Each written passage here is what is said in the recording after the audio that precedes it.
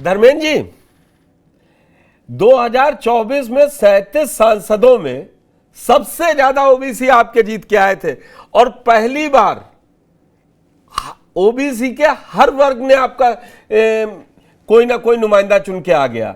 मौर्य भी आए, शाक्य भी आए, परिवार के 4 यादव लोग भी आए। अब ये बता रहे ओबीसी हमारे साथ आ जाए, तो कंधे से कंधा मिला के तैयार है 27 की लड़ाई लड़ने के लिए। अरे श्रीमती जी, कुछ तो सस्ता लो, बचत करो। नहीं श्रीमान जी, सब बढ़िया लो, रहने दीजिए। इसमें क्या खास बात है? थोड़े में ज्यादा स्वाद, यही तो है इसकी खास बात। वाओ मामा, क्या स्वाद है। अरे मेरे राजा,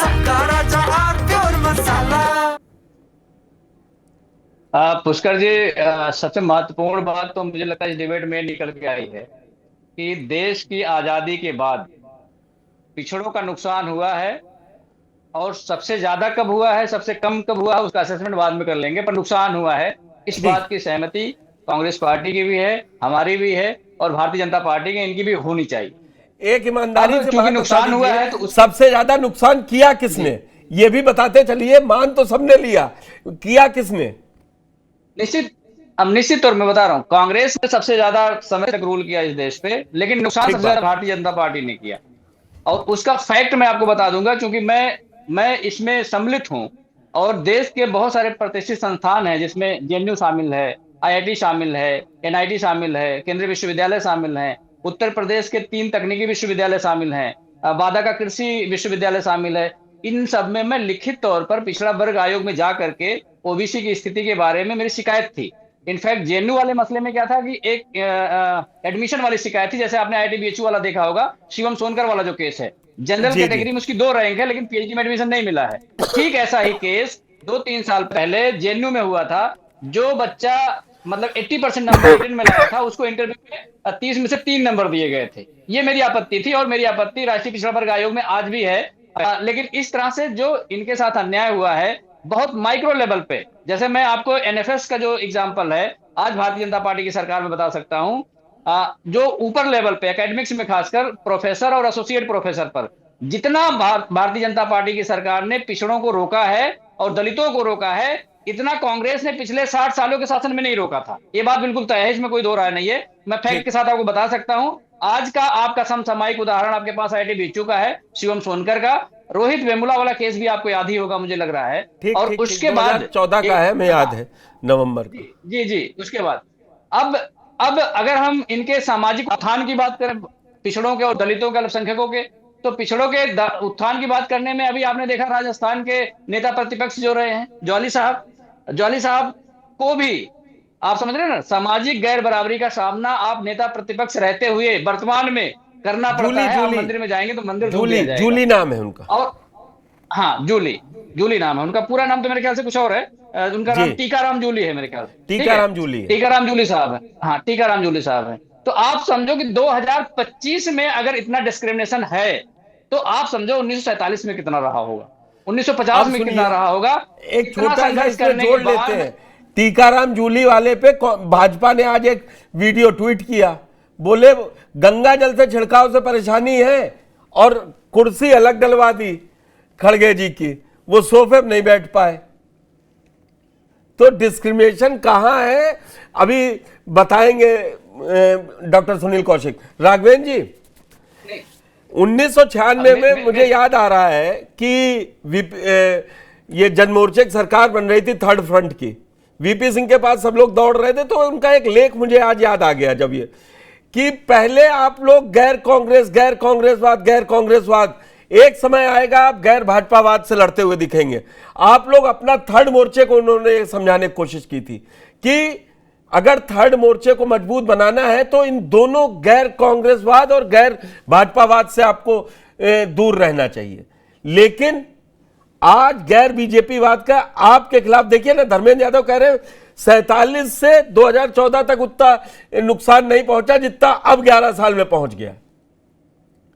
तो भाई जो मैंने विवेक जी से बात कही कि वोटर उतना ही है, अब सब ये लोग ले जाएंगे तो कहीं ना कहीं तो आपको नुकसान 24 में पहुंचा ही है। ओबीसी और संविधान बचाओ से, तो ये 27 में भी एकजुट होकर हराने की तैयारी में है। ठीक है पुष्कर जी, मैं स्वीकार करता हूँ 24 में हमारी अपेक्षाकृत सीटें कम आई हैं। हमारा लक्ष्य बड़ा था, हम 80 की 80 लोकसभा सीटें जीतने का लक्ष्य लेकर के आए थे, परिणाम अपेक्षाकृत कम रहा। सही बात है। हम लोगों ने उसका आकलन किया, उसकी कमियां दूर कर ली है। उसके बाद उत्तर प्रदेश में कुछ चुनाव हुए हैं, परिणाम क्या हुआ है पुष्कर जी वो आपको पता हो। उपचुनाव में बिल्कुल ये दाएं बाएं नजर आते हैं भागते हुए। 10 में से आपके 8 सीटें भारतीय जनता पार्टी उपचुनाव में जीती थी। उससे पहले 2 लोकसभा के चुनाव हुए थे, आजमगढ़ रामपुर, उसमें भारतीय जनता पार्टी जीती थी। तो कहने का तात्पर्य है भारतीय जनता पार्टी हमेशा समाज की सेवा करती रहती है, सरकार और सरकार के माध्यम से, संगठन और संगठन के माध्यम से। अब ये राहुल गांधी इस प्रकार की बातें करते हैं, राहुल गांधी के लेख का एक जिक्र कर रहे हैं। राहुल गांधी जी ने एक लेख लिखा हुआ है, इसमें राजपूतों का अपमान किया है। क्या इस माध्यम से राजपूतों का वोट चाहेंगे? बिहार में कन्हैया कुमार के साथ घूमते हुए नजर आ रहे हैं। कन्हैया कुमार एक डिस्प्यूटेड व्यक्ति है, जिसने जो है देश के खिलाफ नारे लगाए थे चेएनयू में, भारत तेरे टुकड़े होंगे इंशा अल्लाह इंशा अल्लाह। इस प्रकार की उल्टी सीधी हरकतें करेंगे और कभी कहेंगे दलित जोड़ ले, कभी कहेंगे पिछड़े जोड़ ले, कभी कहेंगे सवर्ण जोड़ ले। ऐसे जुड़ जाते हैं क्या? इसके लिए विश्वसनीयता कायम करनी पड़ती है। इसके पीछे के राहुल गांधी की विश्वसनीयता क्या है? मुझे तो पिछले 10 वर्षों में उनकी स्थिति बड़ी खराब नजर आ रही है। जहां चुनाव प्रचार करने जाते हैं वहां सीट हरा करके चले जाते हैं। क्या कहने से कोई काम हो जाता है क्या? क्या प्रस्ताव पास करने से कोई काम हो जाता है क्या? भाई लंबे समय तक कांग्रेस में देश ने शासन किया, 4 से लेकर 14 तक इनकी क्या उपयोगिता रही? क्या इन्होंने काम किया पिछड़ों के बारे में? क्या इन्होंने काम किया? मुझे तो याद है 2004 से 14 तक घपले घोटाले की सरकार बनी रही, हर तीसरे दिन घपले घोटाले होते रहे।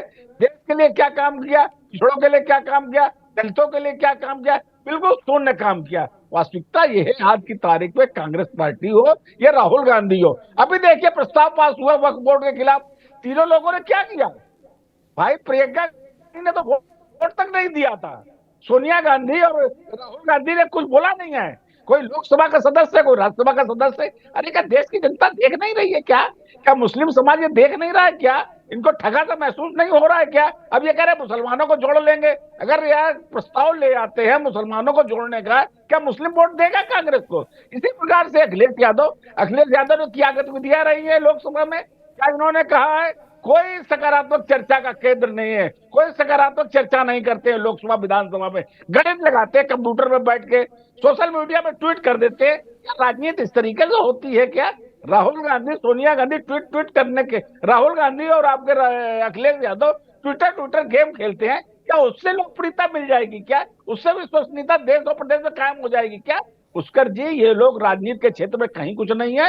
ये चाहे लोकसभा का आगामी चुनाव हो, चाहे विधानसभा का चुनाव हो, पिछले 25 आगे आने वाले 25 वर्षों तक इनकी कहीं पर भी मुझे कहीं कोई लोकप्रियता विश्वसनीयता नजर नहीं आने वाली है। ये लोग सिर्फ ट्विटर खेलते रहे और लेख लिखते रहे और जो है सोशल मीडिया पे इस प्रकार की हरकतें करते रहे।